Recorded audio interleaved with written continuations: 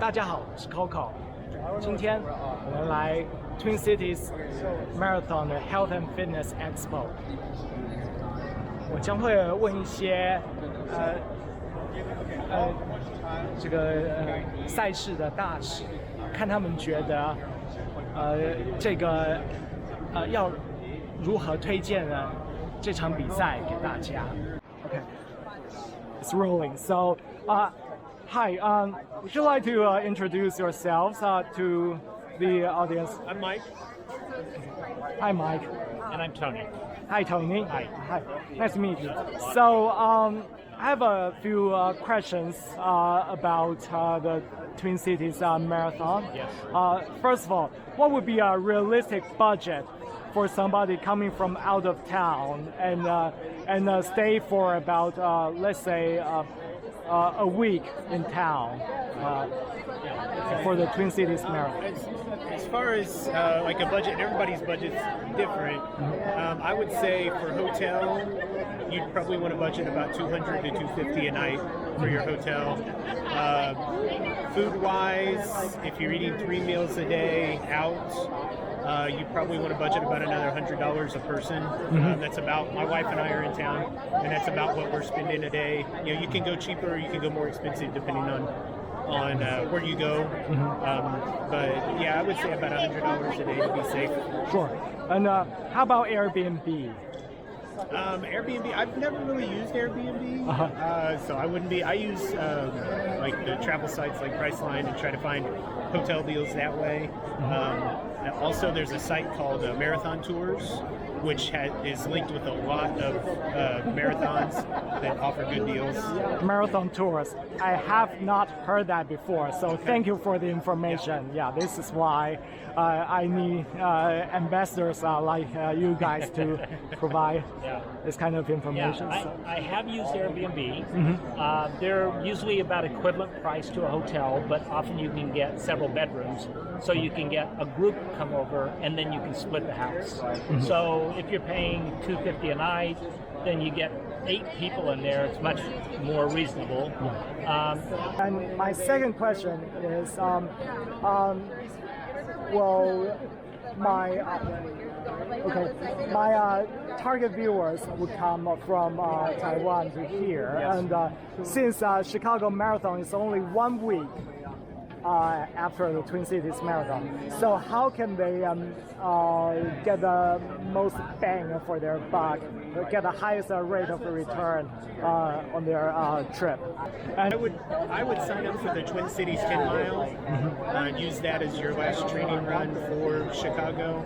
Great idea. It would be really hard to run Twin Cities Marathon and Chicago Marathon back-to-back weeks. It'd be hard on a body to do something like that. I mean, your training could, you just wouldn't really be able to race both. But that would be your best option. Then you could enjoy both cities and enjoy both races. Yeah, absolutely. Right. They also have the TC 10 mile or 10K and the TC 5K. So if you're looking for something to just loosen up the legs and keep the training going, those are great runs.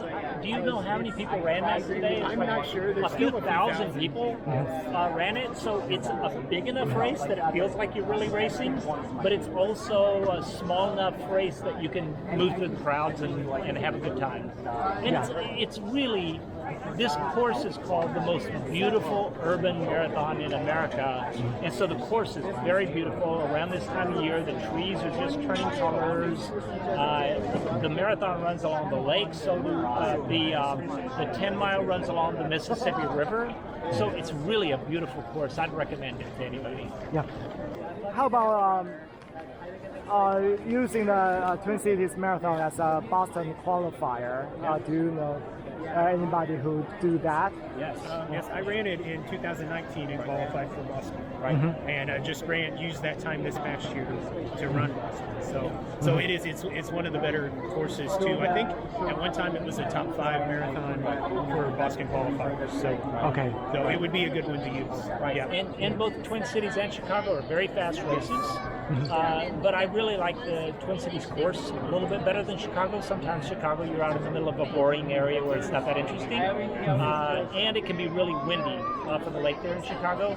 So if if you wanted, you could come in here and guarantee you a time on the Twin Cities Marathon, and then if you missed it, you'd have another chance a week later, though it would be really hard on the body to try to do that.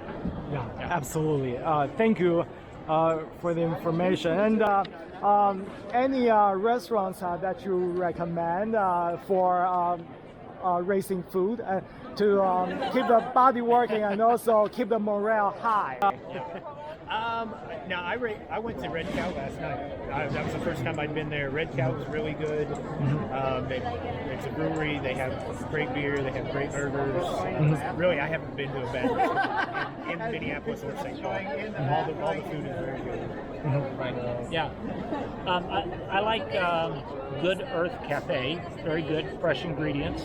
But honestly, if you want to save a little bit of money, if you get a house at Airbnb or maybe a hotel with a kitchen, I mean, I like a good simple bowl of noodles. That's what I like. Yeah. So a bowl of noodles, and I can fix it at home and save lots of money that way. So if you're budget conscious, that's a good way to do it. Yeah, absolutely.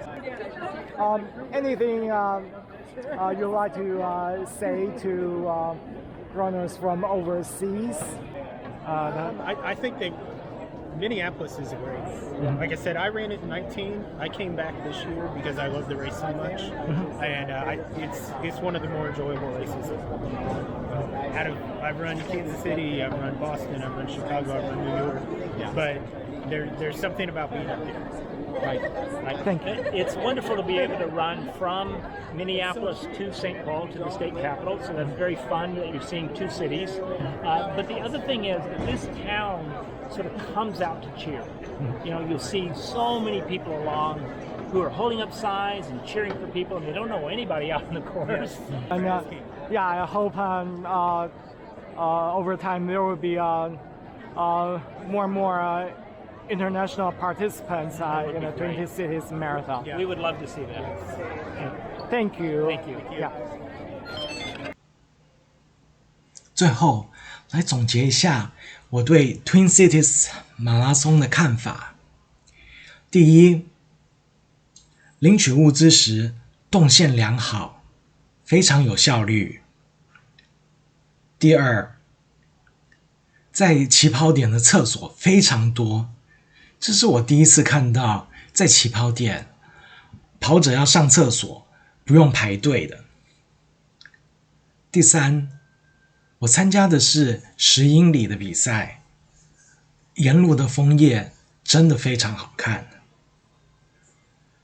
第四，这次比赛是我跑得最痛苦的一次比赛，因为我住错了旅馆。我住的旅馆在市中心区，在 St. Paul 的市中心区，然后那个地方晚上重机车族很多，他们都把机车上的消音器拔掉，所以彻夜不得安宁。因此隔天跑步的成绩大受影响。除此之外就没有什么缺点了，所以我可以在此推荐 Twin Cities 马拉松给大家，希望大家有兴趣的人可以共襄盛举。谢谢，我们下次再见。